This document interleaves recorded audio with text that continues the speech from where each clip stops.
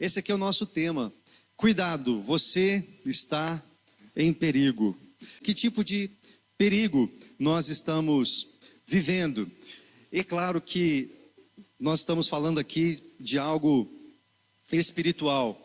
Nós estamos num mundo espiritual, num contexto espiritual, e nós precisamos estar alertas. E a Bíblia nos faz esse alerta. Passa por favor aí, Mateus. O primeiro texto que eu quero ler com você é esse aqui. O ladrão vem apenas para furtar, matar e destruir. Eu vim para que tenham vida e a tenham plenamente. Aqui é um texto que Jesus está falando, né? João 10:10. Ele está se referindo como o bom pastor, e ele está falando dos falsos pastores, dos mercenários, esses que vêm com intenções de roubar, matar e destruir. E trazendo para o mundo espiritual, nós vemos também que esse é o desejo de Satanás, do nosso inimigo: roubar, matar e destruir. Roubar a sua alegria, destruir a sua família, seu chamado, tudo que você tem. Esse é o propósito de Satanás. Eu quero mostrar mais um versículo para vocês. Passa por favor mais um, por gentileza, obrigado. Diz assim, 1 Pedro 5:8. Sejam sábios e vigiem. O diabo, o inimigo de vocês, anda ao redor como um leão rugindo e procurando quem possa devorar. Sejam sábios e vigiem, sejam sóbrios, porque o diabo, o inimigo de vocês, anda em redor como um leão rugindo, procurando a quem possa devorar. Meus irmãos, nós precisamos dessa percepção, que nós temos uma luta, e a palavra de Deus nos ensina que não é contra carne e sangue, nós estamos diante de uma luta espiritual. E aqui a recomendação do apóstolo Pedro é: sejam sóbrios, sejam sábios, vigiem. O diabo, o inimigo de vocês, está como um leão, procurando uma brecha, procurando um espaço para simplesmente, como nós falamos no versículo anterior, roubar, matar e destruir. E meus irmãos, como é que nós podemos deixar que ele encontre uma brecha? Passa por favor, Mateus. Essa é a palavra, o pecado. O pecado, meus irmãos, é essa brecha. O pecado é o que abre esse rombo, que possibilita Satanás ter legalidade na sua vida. Eu coloquei ali uma janela aberta nessa foto, e meus irmãos, nossa vida é como se fôssemos uma casa, e nessa casa há janelas e portas, e toda vez que você vai dormir com a porta aberta, ou a janela aberta, quem mora em casa, né? Sempre vai dar uma conferida, não é verdade? Confere se está tudo fechado, se a porta está fechada, se as janelas estão trancadas. Porque se você deixar uma janela escancarada e for viajar, pode ser que você retorne e tenha entrado um ladrão lá, não é verdade? Quem já teve essa experiência de ser roubado assim, entrar um ladrão em casa? Eu, lá em Campo Grande, nós tivemos vários episódios assim, de chegar em casa e ver a porta arrombada, de ver o portão também arrombado, e a gente sabe que isso é perigoso, né?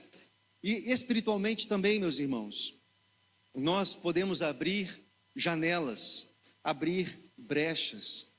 E meus irmãos, eu quero chamar a sua atenção, nós não estamos brincando de uma fantasia espiritual.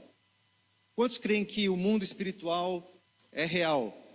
Amém? Você crê nisso? E nós precisamos estar alertas. Todo espaço que você der, toda janela que você abrir, se torna uma legalidade para o inimigo que está ao seu redor, como um leão, procurando essa janela, essa brecha, para te devorar, para te destruir. Então, meus irmãos, nós precisamos levar a sério a questão do pecado.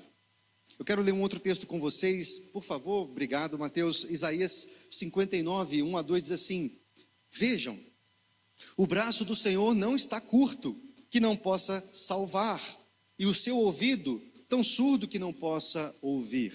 O que Isaías está dizendo aqui? O braço do Senhor não está curto, não está encolhido, algumas versões dizem encolhido. O braço do Senhor continua estendido para você. O braço continua no mesmo lugar para você.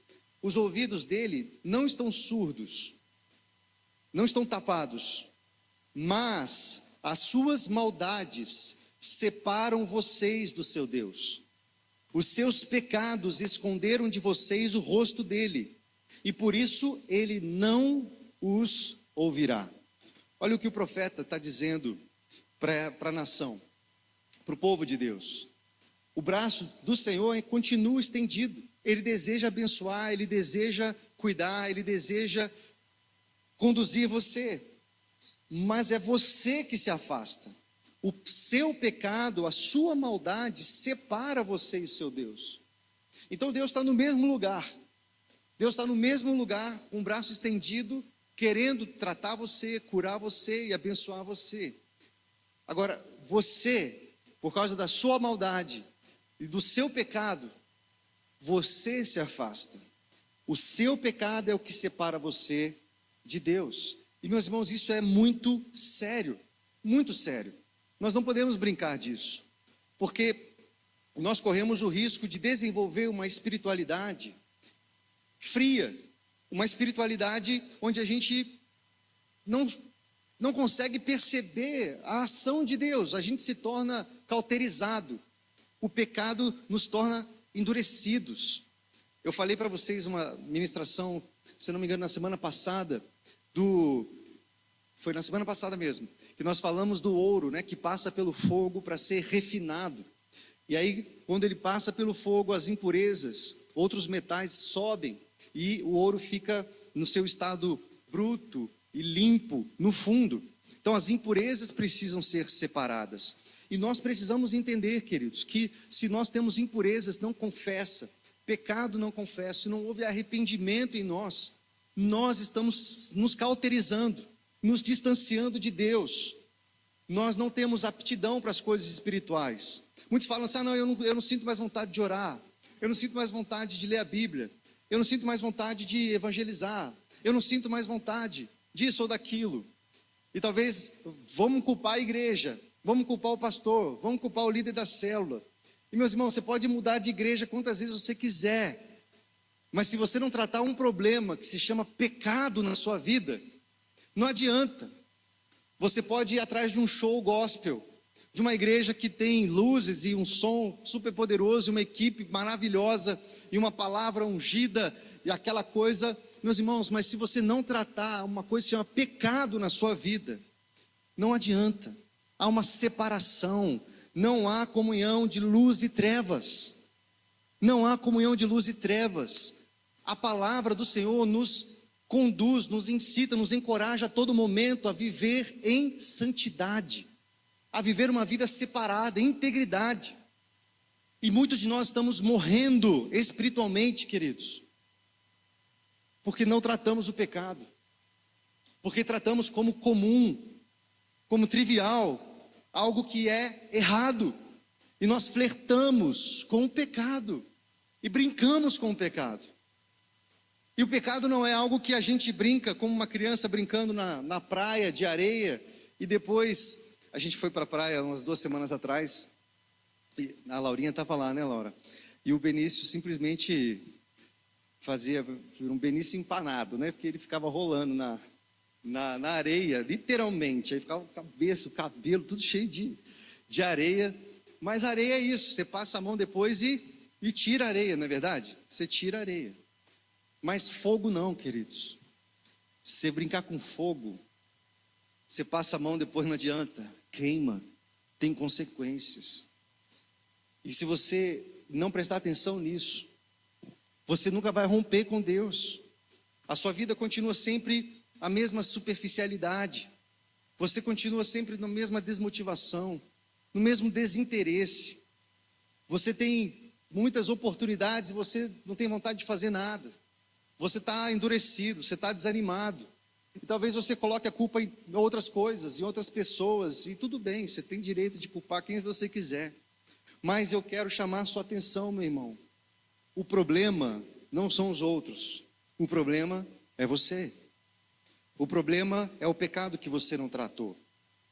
Eu queria que você abrisse comigo a sua Bíblia. Eu vou ler 2 textos bem rapidinho com você, e depois a gente vai ler um lá em Tito, que eu vou frisar um pouco mais. Mas abra comigo aí em Isaías no capítulo 1. Vamos lá? Isaías no capítulo 1. Aqui o profeta tem uma mensagem para o povo, tem uma mensagem para as pessoas, para o povo de Deus. E essa é uma mensagem realmente dura. Uma mensagem de Deus para um povo que estava brincando com coisas espirituais, que estavam tratando como comum aquilo que é santo, que estavam caminhando em pecado, sem arrependimento. Olha, por exemplo, o que diz a partir do verso de número 11. O Senhor diz: de que me serve a multidão dos sacrifícios que vocês me oferecem? Estou farto dos holocaustos, de carneiros e da gordura de animais cevados. Não me agrado do sangue de novilhos, nem de cordeiros, nem de bodes. Quando comparecem diante de mim, quem requereu de vocês esse pisotear dos meus átrios? Não me tragam mais ofertas vãs. O incenso é para mim abominação, e também as festas de lua nova aos sábados, e a convocação das assembleias. Não posso suportar a iniquidade associada à reunião solene.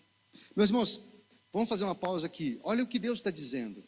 Eu não suporto essas ofertas de vocês. Eu não suporto os cultos de vocês, porque vocês estão cheios de iniquidade. Vocês não têm uma vida séria com Deus, vocês flertam com o pecado, vocês caminham debaixo de engano, e acham que está tudo bem, e acham que está tudo certo. Olha a mensagem que ele está dizendo, e olha o que ele continua a falar, verso 15: quando vocês estendem as mãos, eu fecho os olhos. Sim, quando multiplicam as suas orações, não as ouço, porque as mãos de vocês estão cheias de sangue. Lavem-se, purifiquem-se, tirem da minha presença a maldade dos seus atos, parem de fazer o mal, aprendam a fazer o bem, busquem a justiça, repreendam o opressor, garantam o direito dos órfãos, defendam a causa das viúvas. Olha só a mensagem que Deus está dizendo: se vocês estenderem suas mãos, eu fecho os meus olhos. Você pode multiplicar as suas orações e eu não as ouço. Meu irmão, nós cremos que o mesmo Deus que envia essa mensagem para o povo é o Deus que nós servimos hoje, amém? Ele é o alfa e o ômega, ele é o mesmo no Antigo Testamento, no Novo Testamento, ele é o mesmo hoje. É o mesmo Deus que nós servimos, é o mesmo Deus santo, plenamente santo, que não compactua com o pecado. E quantas vezes nós temos essa sensação, não é? De orar e Deus não nos atender, orar e Deus não nos ouvir. Ele está dizendo: se você não trata o seu pecado, você não trata as causas do seu pecado, e talvez os pedidos e as confissões superficiais. Eu me lembro de uma história, uma mulher, ela está orando na igreja, dizendo assim: Senhor, por favor, tire as teias de aranha da minha vida espiritual. Senhor, por favor, tire as teias de aranha da minha vida espiritual. E aí passava semana, e outra semana, e outra semana, e ela sempre com essa mesma oração: Senhor, tire as teias de aranha da minha vida espiritual. E aí chega um momento que, depois de algumas semanas orando assim, uma das pessoas que estavam vindo fica incomodada e diz: Senhor, por favor, mata a aranha da vida espiritual dessa mulher.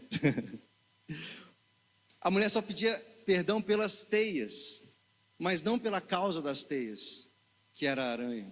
E muitas vezes nós chegamos diante de Deus e pedimos perdão pelas mesmas coisas. Ah, Deus, me perdoa por isso. Perdão pela maledicência. Perdão pela mentira. Perdão pelo meus olhos maus. Hoje uma praga dos nossos dias, né? A questão da pornografia. Perdão pela pornografia. Perdão porque eu fiz isso e aquilo.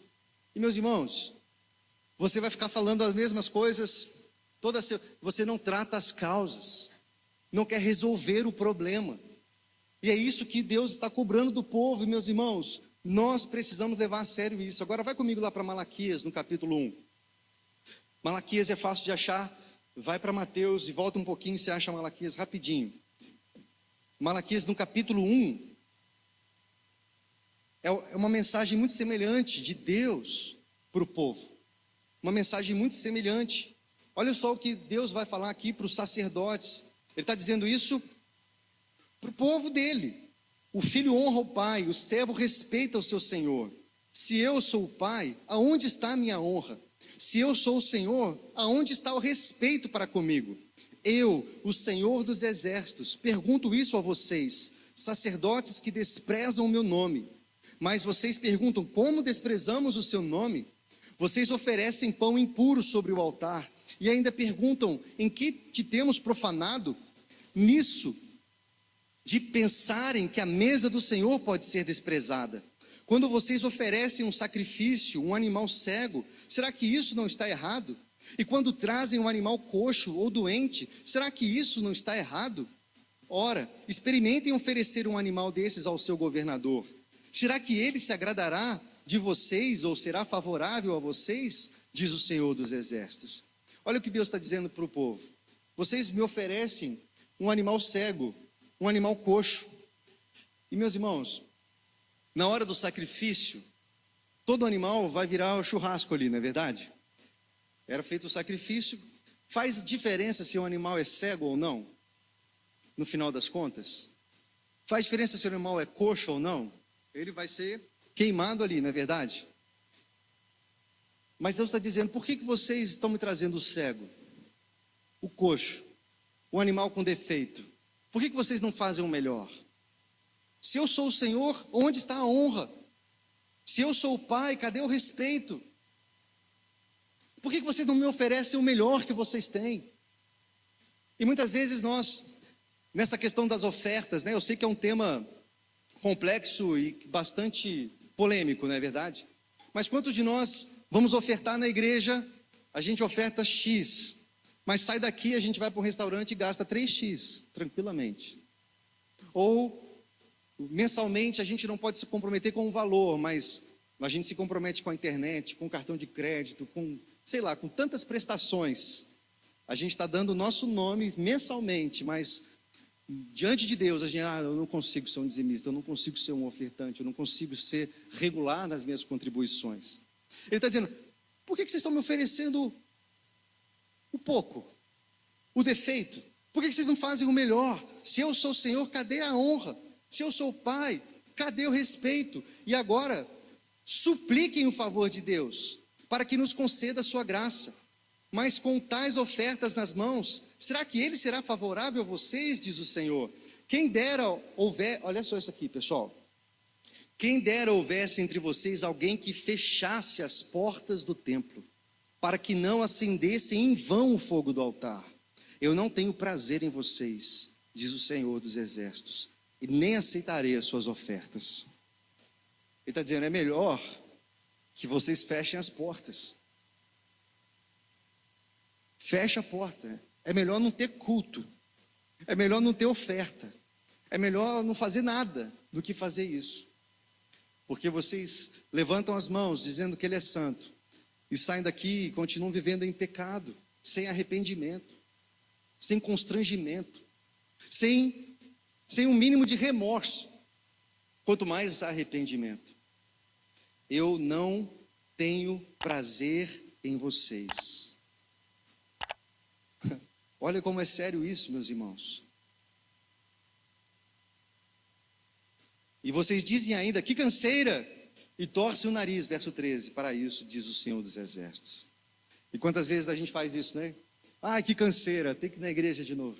Ai, que canseira, tem que ir na célula. Ai, que canseira, escola dominical. Eu não tenho prazer em vocês. Vocês não entenderam quem eu sou. Eu não sou um amiguinho de vocês, eu sou Deus Todo-Poderoso, o Senhor dos Senhores. Vamos avançar aí, Mateus, por favor? Lucas 13, Jesus vai dizer assim no verso de número 5. O contexto é do capítulo 13. Alguns discípulos chegam para Jesus falando: olha, está sabendo das novidades? Está acontecendo muitas coisas, caiu aí a torre de Siloé, morreram uns 18 e vieram com essas notícias para Jesus, insinuando que essas pessoas que teriam morrido eram pecadoras e por isso morreram. E aí Jesus então vai dizer: se vocês não se arrependerem, todos vocês também perecerão. Eles estavam olhando para o outro e dizendo: não, eles são pecadores. E aí Jesus vira para eles e diz: se vocês também não se arrependerem, vocês também perecerão. E eu penso que é uma palavra importante para nós. Nós, povo evangélico, né, somos conhecidos hoje como o povo do nariz empinado, sim ou não? Aqueles que julgam todo mundo e apontam o dedo: esse é pecador, esse aqui vai para o inferno direto, esse aqui é corrupto, esse aqui não sei o que. A gente é fera, não é, em apontar o pecado dos outros. E é como se essa palavra voltasse para nós dizendo: se vocês não se arrependerem, vocês também perecerão. Meus irmãos, eu tenho visto pessoas realmente sucumbindo, porque não estão levando a sério essa questão do pecado. E isso a gente não pode brincar, meus irmãos. Há uma coisa que Deus deseja dos seus filhos e dos seus discípulos: um coração quebrantado, um coração arrependido, um coração contrito. Um coração de um homem, de uma mulher que sabe que precisa desesperadamente da graça todos os dias, para que possamos caminhar em santidade, caminhar em integridade. E há um texto que eu quero ler com você em Tito, no capítulo 2. Eu tenho ele aqui, mas se você quiser abrir, eu vou ficar um pouquinho aí nesse texto, ok? Tito, no capítulo 2, do verso 11 até o 14, diz assim: porque a graça de Deus se manifestou salvadora a todos os homens. Ela nos ensina a renunciar à impiedade e às paixões mundanas e a viver de maneira sensata, justa e piedosa nessa era presente, enquanto aguardamos a bendita esperança, a gloriosa manifestação de nosso grande Deus e Salvador, Jesus Cristo. Ele se entregou por nós, a fim de nos remir, livrar, resgatar de toda a maldade e purificar para si mesmo um povo particularmente seu, devoto à prática de boas obras. Há muitos ensinamentos nesse texto aqui. Eu quero trabalhar alguns deles com vocês. O primeiro deles vai falar da graça que se manifesta salvadora a todos os homens. E até aqui a gente não tem problema. Pode avançar um, por favor, Mateus? Até aqui eu acho que a gente não tem nenhum problema, ok? É a graça que nos salva. A graça se manifesta salvadora a todos os homens. E aí a gente fala sempre de Efésios, 2, 8 e 9, que diz: vocês são salvos pela graça, mediante a fé. Isso não vem de vós, é dom de Deus. Pode avançar um, Mateusão. É o ponto 1 aí, esse aí. Eu separei aqui, primeira parte, o versículo 1. A graça de Deus se manifesta salvadora a todos os homens. Beleza, até aqui, gente, está tudo certo. Nós somos salvos pela graça. O que é graça? É um favor imerecido. Ok, isso está claro para nós. Mas esse texto vai nos dizer também, avança para o segundo ponto, por favor, que essa graça, essa mesma graça que nos salva, é a mesma graça que nos capacita a andar em santidade. Ela nos ensina a renunciar à impiedade e às paixões mundanas e a viver de maneira sensata, justa e piedosa nesta era presente. Entendem isso, irmãos? Muitas pessoas falam: ótimo, Jesus me salvou, eu fui salvo pela graça. Mas, e esses pecados aí na sua vida, irmão? Eu sou assim mesmo. Eu nasci assim, eu sou assim, eu vou morrer assim, ninguém vai me mudar, eu sou desse jeito. Você está declarando que a graça de Deus não é poderosa, não é suficiente para guiar você num caminho de santidade, distante das paixões mundanas, de viver de maneira piedosa nessa era presente. A mesma graça que te salva, meu irmão, é a graça que te capacita a viver em santidade. E infelizmente, meus irmãos, nós vivemos num tempo em que é modinha ser evangélico. A gente vê famosos, né? Não, eu sou evangélico, vou na igreja, vou na célula e tal. E aí, saem dali cantando as mesmas músicas, fazendo as mesmas coisas, não há arrependimento, não há mudança de vida. Legal, Jesus me ama, Jesus tem um plano para mim, é verdade, mas essa mesma graça que te salva, sem que você mereça, é a mesma graça que te capacita a ter uma vida piedosa, uma vida longe do pecado, uma vida de santidade. John Wesley, fundador do movimento metodista, falava da graça preveniente, da graça santificadora, que é um poder que te capacita a caminhar em santidade. Ele vai falar da graça justificadora também, mas a maior parte da nossa vida se dá na graça santificadora. E eu quero te perguntar, objetivamente, você tem caminhado em santidade? Você tem pecado, práticas pecaminosas na sua vida? Há pecados não confessados na sua vida? Há desejos errados no seu coração? Há pensamentos errados, práticas que você sabe que desagradam a Deus e você não se desfaz delas? Entenda, meu irmão, que se você não resolver isso, você pode ir em qualquer igreja. O seu problema não é a igreja, o seu problema não é o pastor, o seu problema não é o líder, o seu problema não é esse, meu irmão. O seu problema se chama pecado. E se você não resolver, e por misericórdia de Deus, clamar por arrependimento, que é o próprio Espírito quem produz em nós, nós não vamos sair do lugar. Ponto 3, por favor, Mateus. A graça de Deus nos faz vencer o pecado. Amém, meus irmãos? A graça de Deus nos faz vencer o pecado. Olha o que diz, nós lemos. Ele se entregou por nós. Quem? Jesus se entregou por nós, a fim de nos remir. O que é remir? É retirar de um lugar de escravidão e trazer para a liberdade. Então, ele nos remiu de toda maldade e nos purifica para si mesmo. Um povo particularmente seu, dedicado à prática de boas obras. Olha só, ele morreu por nós, não só para nos salvar, meus irmãos, não só para te levar para o céu, não é só para você andar com uma Bíblia debaixo do braço, não é só para você dizer que é crente, não é só para você postar rios com música gospel, não, mas para você viver em santidade, marcar essa geração, a era presente, com a santidade de Deus, com a mente de Deus.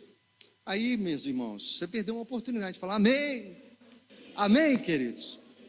Foi para isso que você foi alvo do amor de Deus naquela cruz. Deus envia Jesus na cruz, meu irmão, não é para te levar para o céu apenas, ok, isso é fato, mas meus irmãos, Jesus não morreu na cruz para você continuar no lamaçal de pecado. Jesus não morreu na cruz para você continuar pecando. Jesus, você envergonha o sangue de Jesus toda vez que você professa o nome dele, mas continua no pecado sem arrependimento, continua no pecado sem arrependimento, continua no pecado sem arrependimento. Quantos casamentos destruídos, meus irmãos, por causa de adultério? E adultério, muitas vezes, que não se consolida fisicamente, mas na internet. Meus irmãos, isso é um fato, isso é sério. Isso é sério. Nós vemos problemas com dinheiro, as finanças. Nós desonramos a Deus. E achamos que é normal, está tudo bem, está todo mundo devendo mesmo. Eu sou só mais um, meu nome está sujo. Não, mas... eu sou só mais um. Meu irmão, em nome de Jesus, se coloque diante do altar do Senhor, clamando por misericórdia, porque essa graça de Deus sobre a sua vida, ela é poderosa para te capacitar a uma vida dedicada às boas obras, a uma vida fora da maldade, fora do pecado, fora do erro, fora do engano. E meus irmãos, esse é o seu inimigo. E Satanás está só procurando uma brecha para te destruir, para te devorar, para acabar com a sua paz, para acabar com a sua família, para acabar com tudo que você tem. E nós, povo de Deus, precisamos estar alertas sobre isso. Eu separei agora alguns versículos para a gente encerrar, mostrar para vocês o tanto que a Bíblia fala sobre isso e o quanto que nós precisamos levar a sério isso, meus irmãos. Seguir a paz com todos e a santificação, sem a qual ninguém verá o Senhor. Hebreus 12, 14. 1 Pedro 1, 15 e 16 diz assim: mas, como é santo aquele que vos chamou, sede vós também santos em toda a vossa maneira de viver, porquanto está escrito: sede santos, porque eu sou santo. Vocês acham que isso é para nós, sim ou não? Porque quando a gente vê na Bíblia, o Senhor é meu pastor e nada me faltará, é Bíblia para nós, né? Nossa, aqui é para... Agora, quando a Bíblia fala assim: sede santos, porque eu sou santo, fala, não, isso aí não é para mim não, isso aí é para o pastor, isso aí é para o missionário, não é para mim. É muito claro: sede santos, porque eu sou santo. Santo, a palavra na raiz significa separado.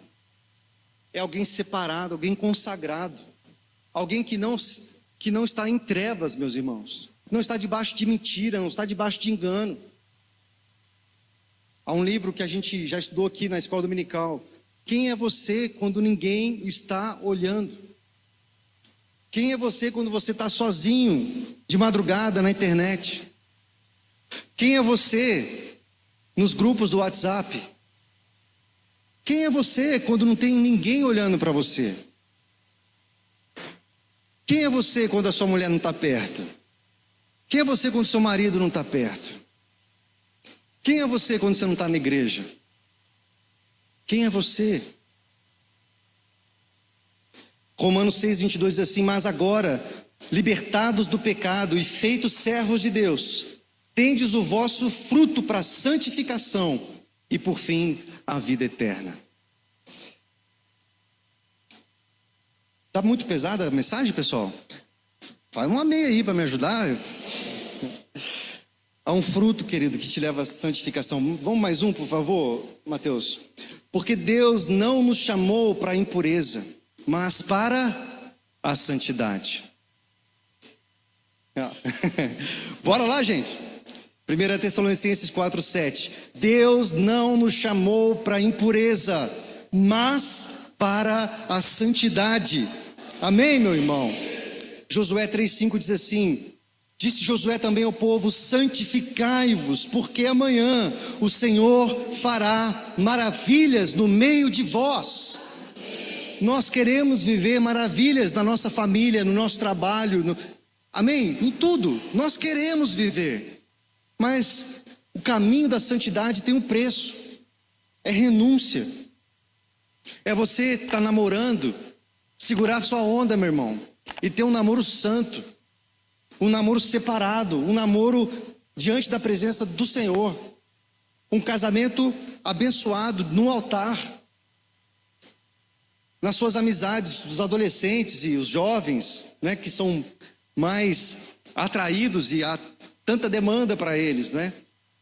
Mas todos nós, no trabalho, nas finanças, na nossa vida de devoção, a gente tem tempo para tudo, mas não tenho tempo para orar, não tenho tempo para fazer devocional. Ele está dizendo: se eu sou o Senhor, cadê a honra? Se eu sou o Pai, cadê o respeito para comigo? Você não tem tempo para o seu Senhor, para aquele que você diz Senhor e seu Salvador? Se santifique. Você vai ver maravilha no meio da sua família, no meio dos seus. João 17 a 19 diz: santifica-os na verdade. É Jesus orando, é a oração sacerdotal.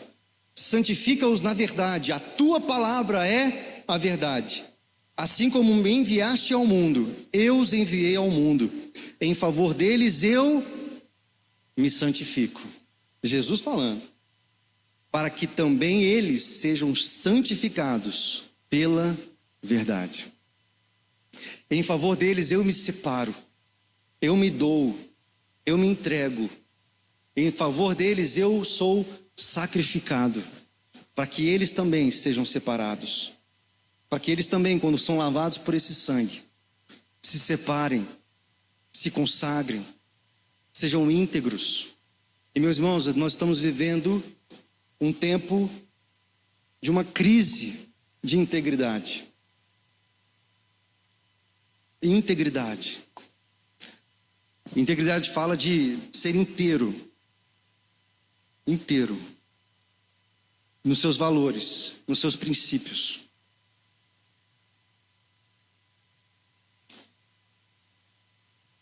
E quando a gente prega, né, uma mensagem como essa, e eu falei, posso pregar uma mensagem como essa?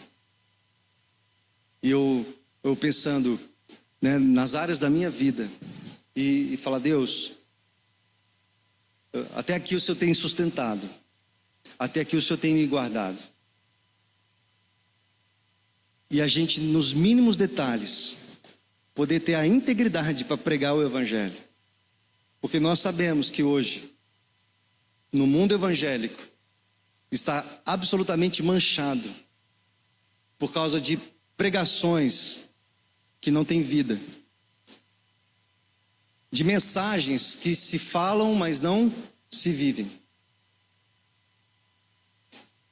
Que haja um povo nesse lugar íntegro diante do Senhor, sincero, que odeia o pecado, que odeia aquilo que Deus odeia, que se afasta daquilo que Deus se afasta, que não compactua, que não flerta com o pecado, que não flerta com aquilo que desagrada a Deus.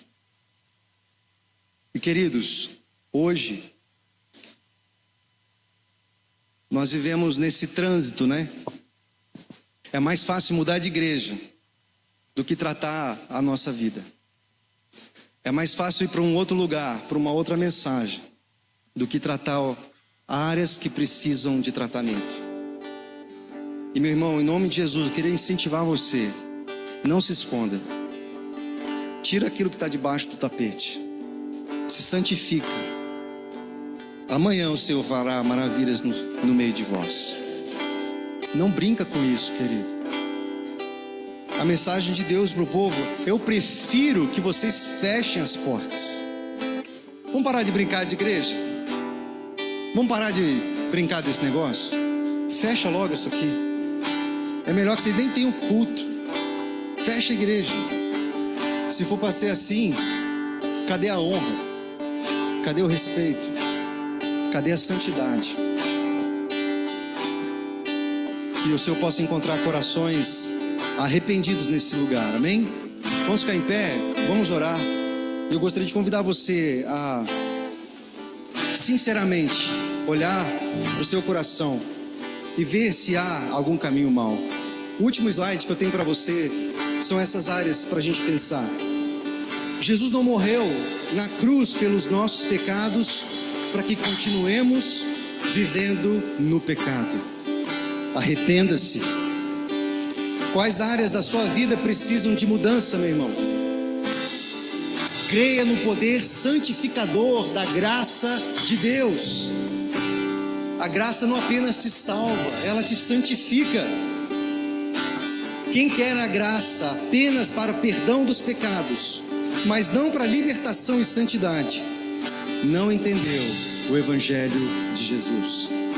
Porque o Evangelho te salva, mas te santifica. Ele te salva, mas ele te separa. Ele te salva, mas muda a sua mente. Conversão é mudar de caminho, é mudar de atitude. Eu convido você a fechar os seus olhos e a orar e buscar esse lugar de arrependimento. Olha para dentro de você e vai, Senhor, sonda meu coração. Vê se há em mim alguma porta aberta, alguma janela aberta, alguma legalidade que eu tenho dado para Satanás. O meu coração está cauterizado, está endurecido. Eu tenho sido íntegro inteiro em tudo que eu faço, nos negócios, no ministério, no meu casamento, no relacionamento com os meus filhos. Eu posso pregar essa mensagem. Senhor, vê se há em mim algum caminho mau. E se houver algo, uma vírgula que te desagrada, Senhor, Deus, produz em mim um arrependimento, lágrimas, sofrimento, dor, porque nós não queremos fazer aquilo que o Senhor desaprova. Ora, meu irmão, busca o Senhor, se comprometa a Ele a uma vida de entrega, de santidade no altar. Vamos orar.